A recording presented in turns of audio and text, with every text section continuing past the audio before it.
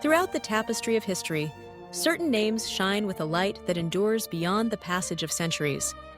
Among them stands Saladin, Salah ad-Din Yusuf ibn Ayyub, a leader whose bravery was matched only by his sense of honor and compassion. His story is not merely a chronicle of battles and conquests, but a lesson in the courage it takes to unite, to forgive, and to stand for what is right, even when the world seems fiercely arrayed against you. In the 12th century, the lands of the Middle East were fractured, torn by internal strife and the relentless advance of foreign armies. It was a time when many believed unity was impossible, when brother fought brother, and old loyalties were easily broken.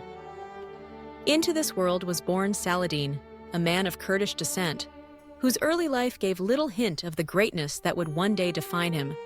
Yet from his youth, Saladin was marked by a quiet determination and a deep sense of justice, a foundation upon which he would build his legend. As he grew, Saladin entered the service of his uncle, Shirkuh, an accomplished general. He learned not only the art of war, but also the subtleties of leadership and the importance of earning the trust of those he led. Through patience, wisdom, and a willingness to listen, he rose in rank, eventually becoming the vizier of Egypt. Even in these early days, Saladin's bravery was evident. Not the reckless courage of the battlefield, but the rare bravery of taking responsibility, of striving to heal divisions, and of serving a cause greater than oneself. The world around him was in turmoil. The Crusader kingdoms, established by Western knights in the wake of the First Crusade, had become powerful and entrenched. Their presence was a constant threat to the Muslim lands, and yet the Muslim rulers were divided, more often at odds with each other than united against the invaders. It was in this climate that Saladin made his boldest decision: to strive for unity. He began with Egypt, but he did not stop there. Through a combination of diplomacy, military skill, and unwavering resolve, he brought together Egypt, Syria, and much of Mesopotamia under his banner. This was itself an act of immense bravery. To attempt to unite lands long divided was to court the anger of jealous rulers and the suspicion of old allies. Yet Saladin pressed on, for he believed that only through unity could his people hope to withstand the storms that gathered on the horizon. His greatest test would come at the Battle of Hattin in the year 1187. The Crusader army, led by the most formidable knights of Europe, marched forth from their strongholds, confident in their strength and their cause. The sun burned hot over the dry fields near the horns of Hattin, and Saladin's army waited, patient and disciplined. The battle that followed was fierce and desperate, a crucible in which the fate of Jerusalem would be forged. Saladin's courage shone not only in his command, but in his willingness to risk everything.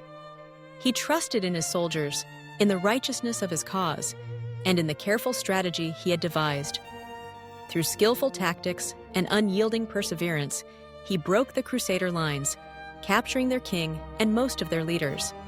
The victory was complete, and the road to Jerusalem lay open. Here, the bravery that made Saladin legendary was not simply that of the warrior, but of the ruler. When he entered Jerusalem, a city that had been lost to the Muslim world for nearly a century, he was faced with a choice. The memory of the massacre committed by the Crusaders when they had first taken the city was fresh in the minds of many.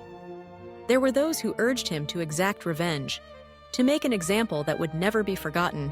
But Saladin chose a different path.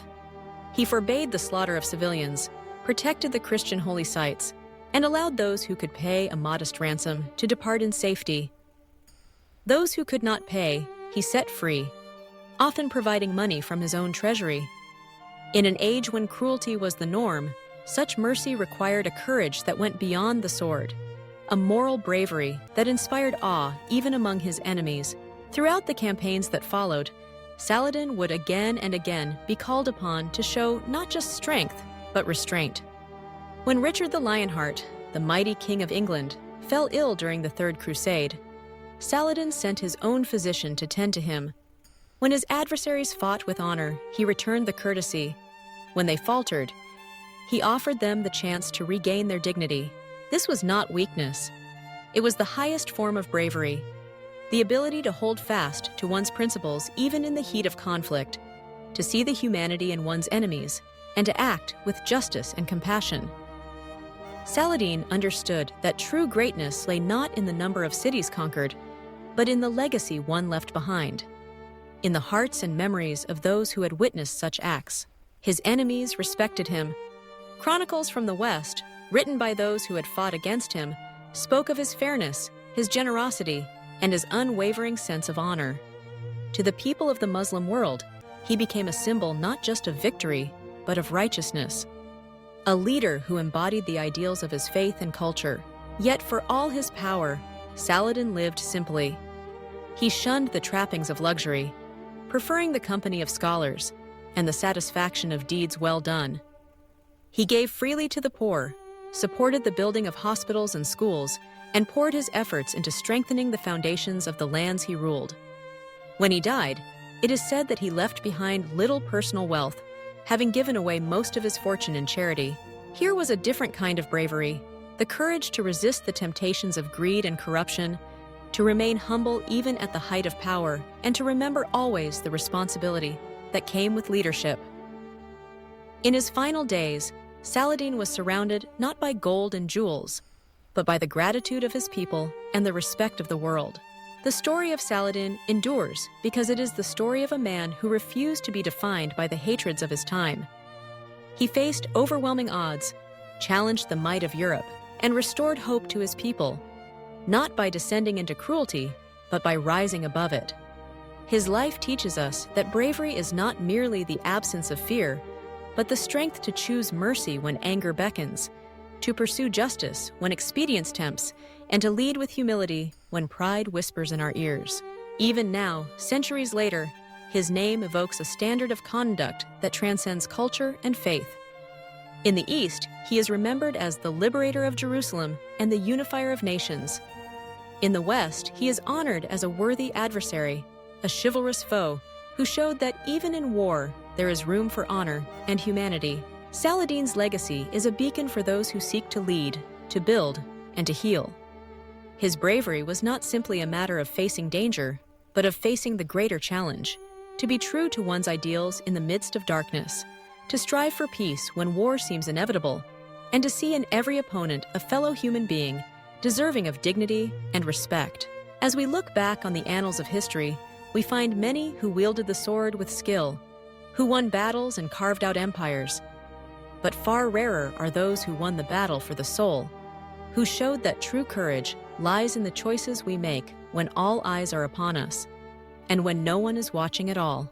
May the story of Saladin's bravery remind us that greatness is not measured by might alone, but by the strength to do what is right, even when the world expects otherwise. And may his example inspire us, in our own time, to strive for unity over division, mercy over vengeance, and justice over expedience. For in these qualities lies the true heart of courage.